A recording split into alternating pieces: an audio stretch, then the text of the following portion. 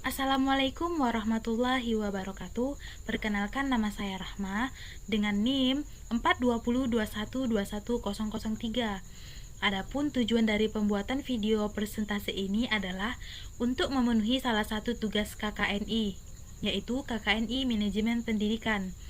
Nah, pada kali ini saya mengucapkan terima kasih kepada Bapak Sabani SPD MSI selaku dosen pembimbing mata kuliah Manajemen Pendidikan. Di sini saya akan mempresentasikan hasil critical book review yang saya buat. Kita akan mengetahui ataupun beberapa mahasiswa Unimed mengetahui bahwa CBR itu merupakan salah satu KKNI yang mereview sebuah buku. Di sini adapun subbab yang akan kita bahas, yang pertama, identitas buku, ringkasan isi buku, pembahasan isi buku, dan yang terakhir kesimpulan dari isi buku. Langsung saja, yang pertama itu adalah identitas buku. Di sini kita memakai dua buku, yang ada buku utama dan ada buku pembanding. Nah, pada buku utama ini judulnya Dasar-Dasar Manajemen Pendidikan. Penulisnya yaitu Bapak Lukman Hakim dan juga Bapak Prof. Mutakhir. Buku ini merupakan buku edisi pertama. Penerbitnya merupakan Timur Laut Aksara maksudnya.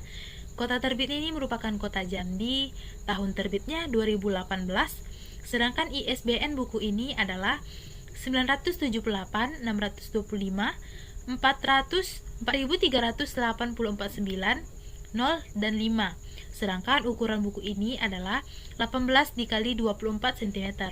Nah, kamu bisa melihat bahwa cover buku ini ada di samping ya. Kamu bisa melihat ini merupakan buku utama. Selanjutnya adalah buku pembanding.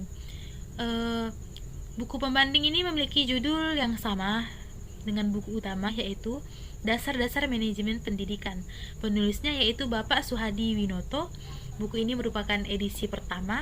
Penerbitnya adalah Bildung. Kota terbitnya adalah Yogyakarta. Tahun terbitnya adalah 2020. ISBN dari buku ini yaitu 978 623 7177 47 0. Sedangkan ukuran buku ini yaitu 14,5 kali 21 cm. Selanjutnya kita masuk kepada ringkasan isi buku. Nah, buku yang telah saya review ini terdapat 11 bab. Adapun pada bab pertama ini membahas mengenai inovasi manajemen pendidikan. Di dalamnya ini menjelaskan mengenai inovasi manajemen ini di dalam pendidikan. Pemikirannya, lingkungan, budaya, perilaku itu dicerminkan melalui inovasi dalam manajemen pendidikan. Yang kedua adalah aplikasi fungsi manajemen dalam pendidikan. Kita mengetahui bahwa fungsi manajemen itu ada planning, organizing, leading, actualing, dan controlling. Dan bab ketiganya adalah manajemen supervisi dalam pendidikan. Bab keempat dari buku ini adalah manajemen komunikasi dalam pendidikan. Kita mengetahui bahwa komunikasi itu penting, terutama dalam manajemen, dalam kita memanajemenkan, apalagi ini pendidikan. Yang kelima yaitu manajemen kualitas total dalam pendidikan, manajemen, dan mutu. Kalian juga bisa melihatnya ya di PPT yang sudah saya tampilkan. Ada terdapat 11 bab yang dibahas pada buku ini. Kalau ingin lebih jauh lagi memahaminya, mungkin kita bahas lain kali ya. Selanjutnya yaitu pembahasan dari isi buku. Nah, di sini tuh kan kita disuruh membandingkan antara buku pertama, buku kedua, serta pendapat kita.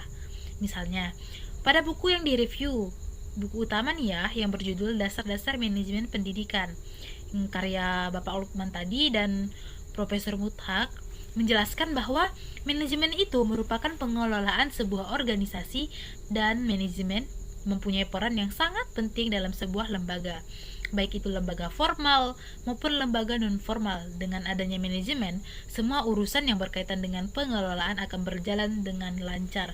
Sedangkan menurut buku pembanding menjelaskan bahwa manajemen merupakan langkah-langkah atau cara yang terpadu untuk mencapai suatu tujuan. Jadi kita mengetahui bahwa manajemen ini berfungsi untuk mencapai suatu tujuan. Sedangkan menurut saya, manajemen adalah penggunaan ataupun pengelolaan sebuah lembaga atau sumber daya secara efektif dan efisien. Di sini ada banyak ya beberapa pembahasan dari buku utama maupun buku pembanding. Selanjutnya yaitu pada buku yang direview ini menjelaskan bahwa manajemen pendidikan adalah proses keseluruhan kegiatan dalam bidang pendidikan yang meliputi perencanaan, perorganisasian, pengarahan, pelaporan, koordinasikan, pengawasan dan pembiayaan dengan menggunakan atau memanfaatkan fasilitas yang tersedia, baik itu personil, material maupun spiritual untuk mencapai tujuan pendidikan. Sedangkan pada buku pembanding menjelaskan bahwa manajemen pendidikan merupakan suatu proses untuk meningkatkan kualitas manusia. Nah, untuk mencapai tujuan tersebut diperlukan aktivitas pendayagunaan dan pemberdayaan sumber daya manusia yang baik agar mencapai hal tersebut secara optimal. Nah, proses pemberdayaan sumber daya untuk mencapai kualitas manusia, inilah yang disebut dengan manajemen pendidikan. Nah, sedangkan menurut saya sendiri, manajemen pendidikan adalah suatu cara untuk meningkatkan mutu atau kualitas suatu pendidikan dengan menerapkan prinsip dan dari manajemen itu sendiri. Selanjutnya, ada juga nih, pada buku yang direview, buku utama nih ya, itu menjelaskan bahwa kepemimpinan itu diartikan sebagai kegiatan yang mempengaruhi orang yang diarahkan terhadap pencapaian tujuan organisasi. Kepemimpinan adalah pengaruh antara pribadi dalam situasi tertentu dan langsung melalui proses komunikasi untuk mencapai satu atau beberapa tujuan tertentu. Nah, sedangkan pada buku pembanding ini kan itu menjelaskan bahwa kepemimpinan tidak bisa lepas dari manajemen, sebab keefektivitasan pencapaian tujuan organisasi sangat tergantung kepada efektivitas kepemimpinan dalam organisasi tersebut. Kepemimpinan merupakan ilmu dan seni bagaimana mempengaruhi orang lain untuk mencapai tujuan yang ditetapkan organisasi. Sedangkan menurut saya berpendapat bahwa kepemimpinan adalah kemampuan seseorang untuk memimpin ataupun mempengaruhi dan menggerakkan orang lain untuk bekerja sama dengannya guna mencapai tujuan baik secara kelompok maupun organisasi. Nah, selanjutnya kan ada juga nih di sini banyak kesamaan antara buku utama dan buku pembanding. Jadi kita dapat mereviewnya. Pada buku yang direview itu tuh menjelaskan bahwa mutu juga disebut buruk suatu benda atau kadar, taraf atau derajat, nilai suatu kepandaian, kecerdasan, kecakapan dan sebagainya. Sedangkan menurut Edward Sellis dalam Sri Minarti mengatakan bahwa mutu dapat dipandang sebagai sebuah konsep yang absolut sekaligus relatif. Sedangkan menurut buku pembanding menjelaskan mutu tidak dapat dilepaskan dari 3 tokoh penting mutu, yaitu Edward Deming, Joseph Juran, dan Phillips. Menurut Deming, masalah mutu terletak pada masalah manajemen. Ia mengajarkan pentingnya pendekatan yang tepat, sistematis, dan pendekatan dengan dasar statistik untuk memecahkan masalah kualitas. Sedangkan menurut saya, mutu adalah baik buruknya suatu keadaan, dalam artian apabila keadaan baik itu berarti mutunya baik, begitu pula dengan sebaliknya. Baiklah, di sini ada tuh kan pada buku yang direview yang berjudul Dasar-dasar Manajemen Pendidikan. Di sini menjelaskan bahwa konsep supervisi dalam pendidikan awalnya adalah kebutuhan guru memperoleh bantuan mengatasi kesulitan dalam proses pengajaran. Dengan cara membimbing guru, memilih metode mengajar, dan mempersiapkan guru untuk mampu melaksanakan tugasnya dengan kreativitas yang tinggi dan otonom. Sehingga guru jabatannya itu berlangsung. Sedangkan pada buku pembanding menjelaskan bahwa supervisi pendidikan adalah proses bantuan kepada guru dalam rangka meningkatkan mutu pembelajaran dan prestasi siswa.